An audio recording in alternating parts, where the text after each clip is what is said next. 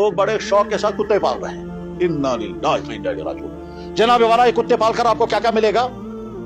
آپ کے دین کو، آپ کی صحت کو، آپ کے بزنس کو، کس چیز کو کیا نفع ہوگا؟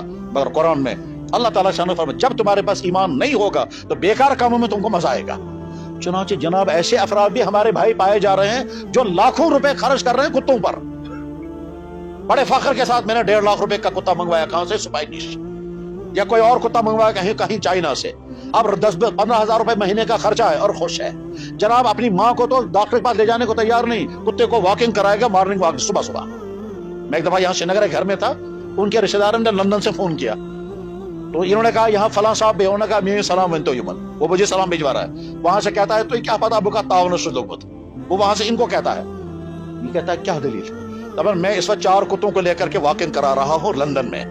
کیوں؟ کیا لگا کیوں اگر کتے نہیں رکھوں گا تو میرا سٹیٹ میری آئی سے نہیں کچھ نہیں. کیا مجھے کتوں کو رکھنا ہے اور کتوں کو رکھنے کے ساتھ مجھے واکنگ بھی کرانی ہے. کہتا ہے ایک ہاتھ میں رسی ہے، دوسرے ہاتھ میں ٹیشو پیپر ہے، کیونکہ اگر کتے نے راستے میں کہیں گندگی کر دی تو اپنے ہاتھ سے اڑانا ہے. میرے بھائی کیا تم اللہ کے نبی نے یہی سکھایا تھا تم کتوں کی خدمت کرو گے؟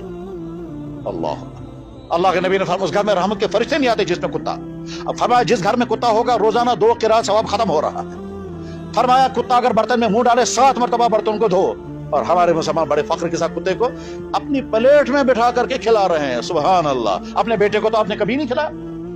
اللہ کے نبی نے تو فرمایا تک بیوی کے منہ میں لقمہ ڈالو اور اس میں تمہیں ثواب ملے گا. آپ نے اپنی بیوی کے منہ میں تو کبھی لقمہ نہیں ڈالا اور کتے کو اپنے ساتھ کھلا رہے ہیں. جب ایمان مٹتا ہے تو یہی نتیجے نکلتے ہیں.